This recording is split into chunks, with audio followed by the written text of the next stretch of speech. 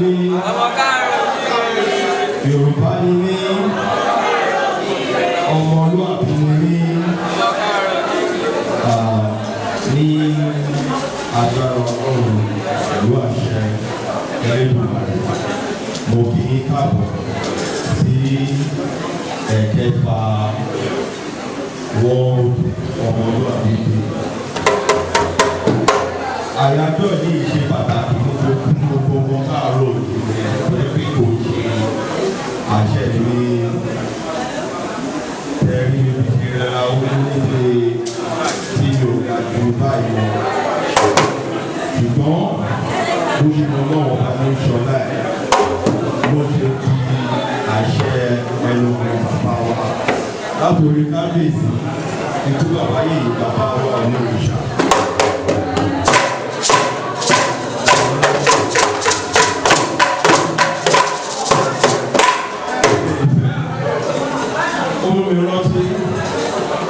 Ọjọ́ náà bí àná ni ìjọba bá kò fún lóye òfin bàbá jẹ́mi pé gbogbo ọdún là ń ṣe nílẹ̀ káàárọ̀ bàbá wá sílé Ifẹ̀ àtọ́máṣọ lọ́jọ́ ẹjọ́ ẹ̀yìn fún àtẹ́jọ́ yín ni mo fẹ́ o.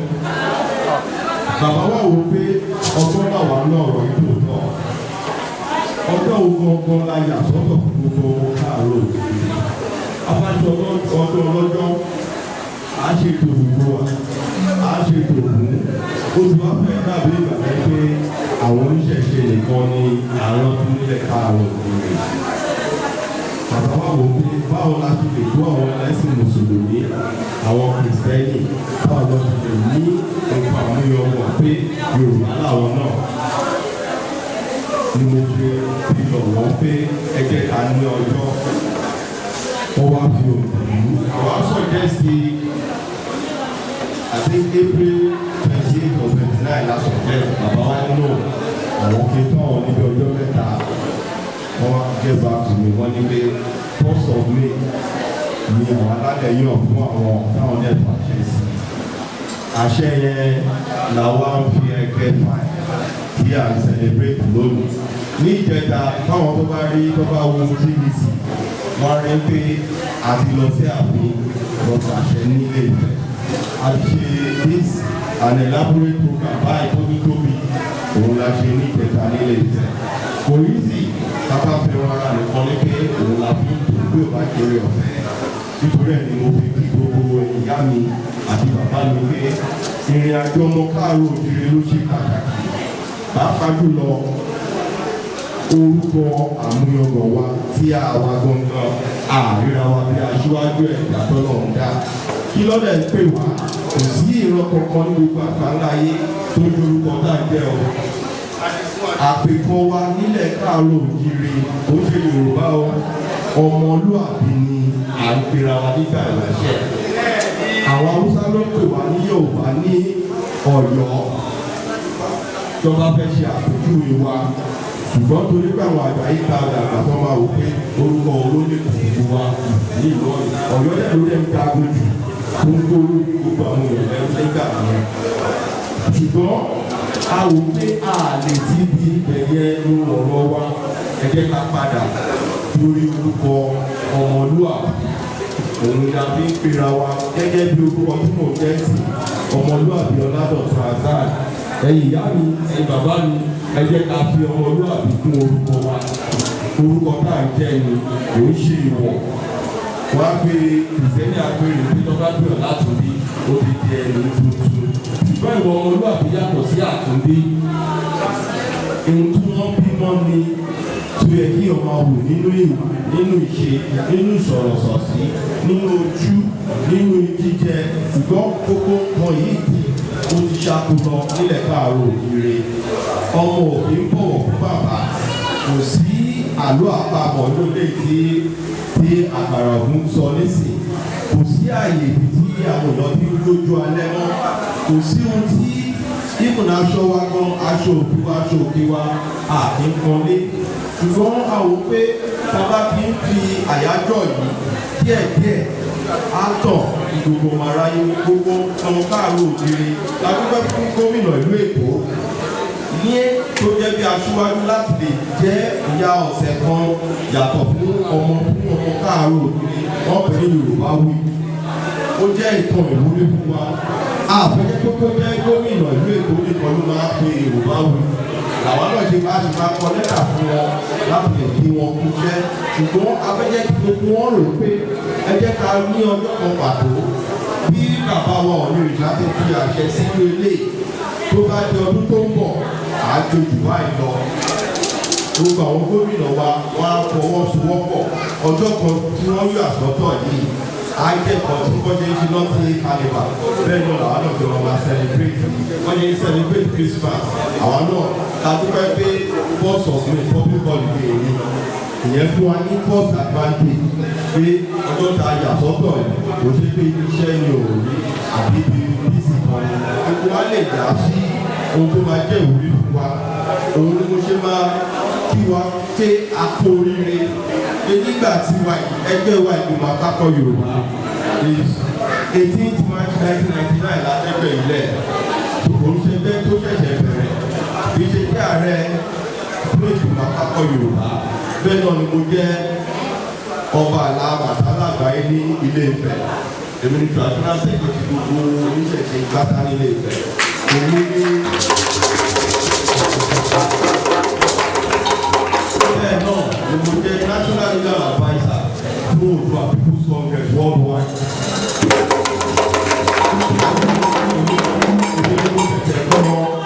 Constitution ti OPC worldwide founded by Frederick Patrick.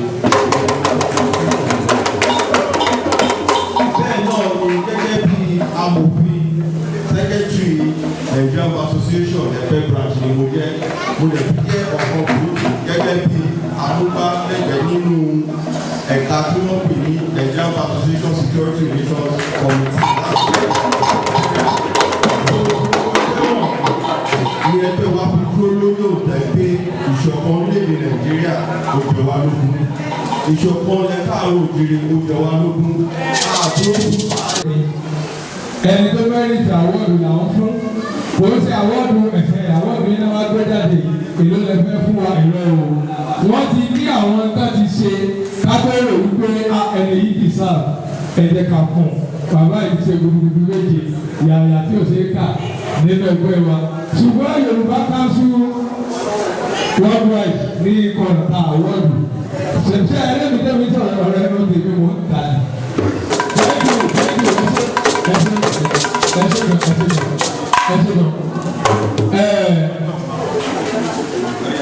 Ìyá wa àwòrán máa kú sẹ́ńtẹ̀ fún ẹ̀ńtọ́ni àwòrán.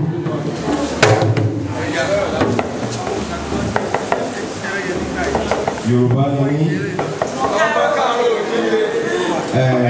awọ́ọ̀dù yìí oyè ní national award nílẹ̀ Yorùbá nílé gbogbo nǹkan fún àábò wọn fínífínífíní bàbá tẹ̀lé níwájú wa yìí àwọn làwọn náà gbàṣẹ lọ́wọ́ wọn nílé Ọbàtálá nílé Ifẹ̀ àwọn lọ́dẹ̀ ní ti fọ gbogbo àwọn ẹgbẹ́ oríṣiríṣi wọ́n dẹ̀ gbìyànjú Dr. Lambo lórúkọ wọn on behalf of the Yorùbá Council worldwide special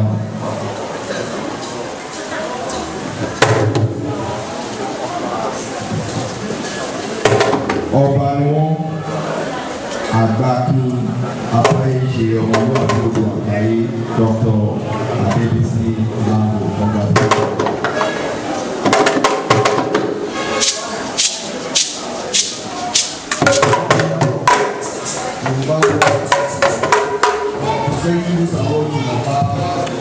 Bàbá wa Adébísí Lambo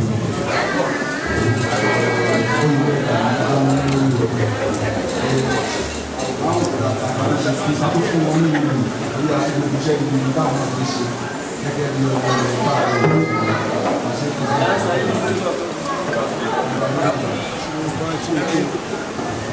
ẹ lọ́nà pàtó fún bàbá wa ẹ pàtó fún wọn ẹ pàtó fún wọn ẹ pàtó fún wọn ẹ ṣe báwo ni ti wọlé yí àbúrò ìlú wọn. Yorùbá ni mí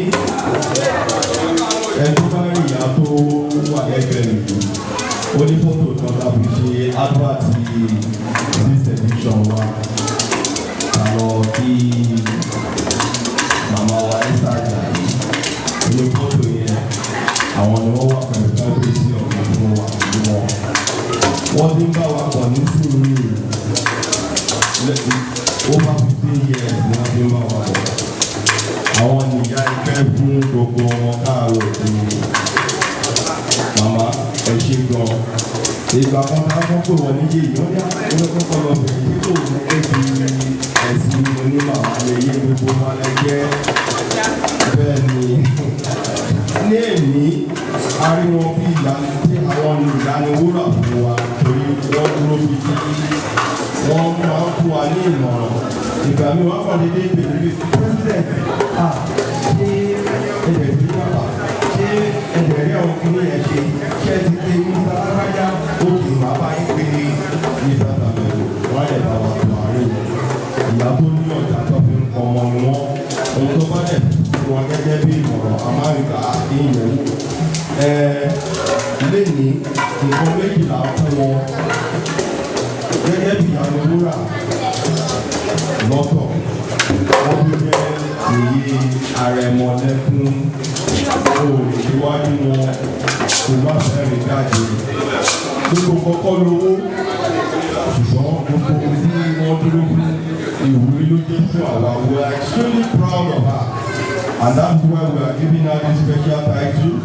She's supposed to be in Ile-Ife, but because of the scarcity of fuel and every situation, we reserve our award and we use that privilege to present it to her today. And on behalf of the Yoruba Council worldwide, we present this double honor as Yeye Ìyànúwúrà Oòduà Àgbáyé and Yeye Àrẹ̀mọlẹ́kún Oòduà.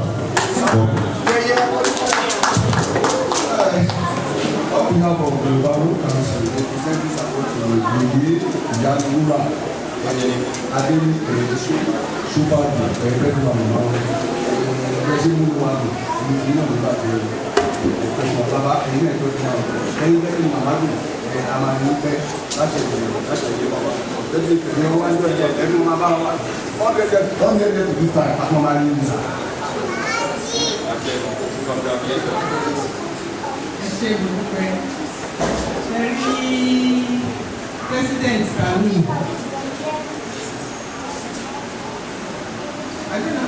Bí mo ṣe lè describe wọn akíkanjú èèyàn ni a ti ń babọ̀ sí ìkóṣe 30 years so coming from a ti ń babọ̀ láti ọjọ́ tó ti pẹ́ ẹni tó fọkàn kàn tó dẹ̀ ń ṣe àwọn nǹkan tó yẹ kó ṣe.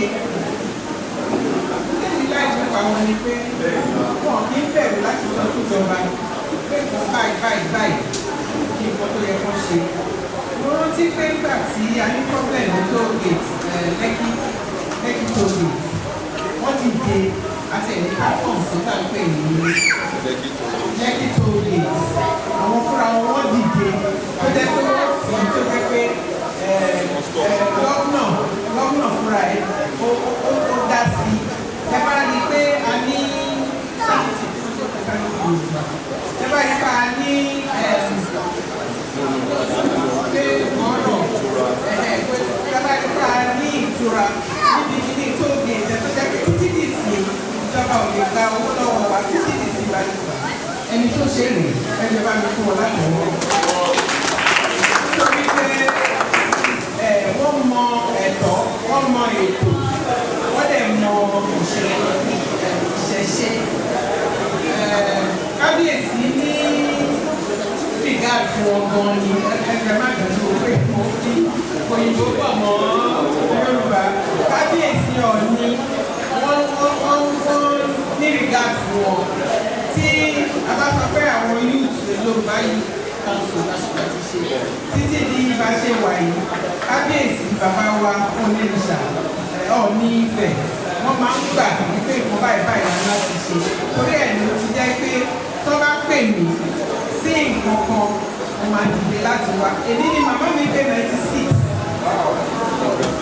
and mo fi wọ́n lẹ̀ láti bẹ̀ wá síbí ni torí pé mo mọ̀ wípé this is a very important thing ẹ ṣe ìwọ̀n ni for this award I really wow this is so well constructed ṣé wọ́n rẹ̀ nílé ilé ìyá mi.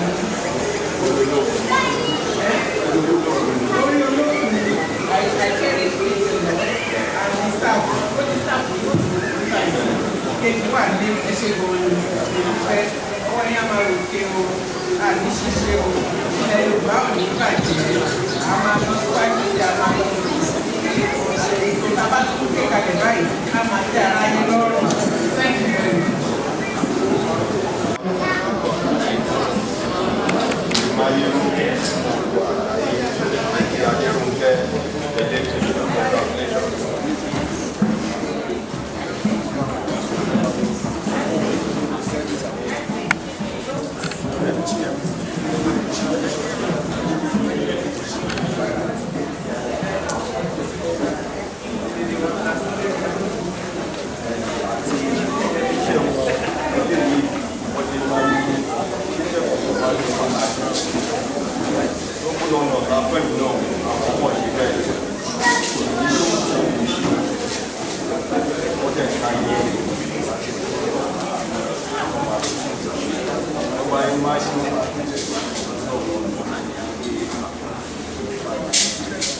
Congratulations.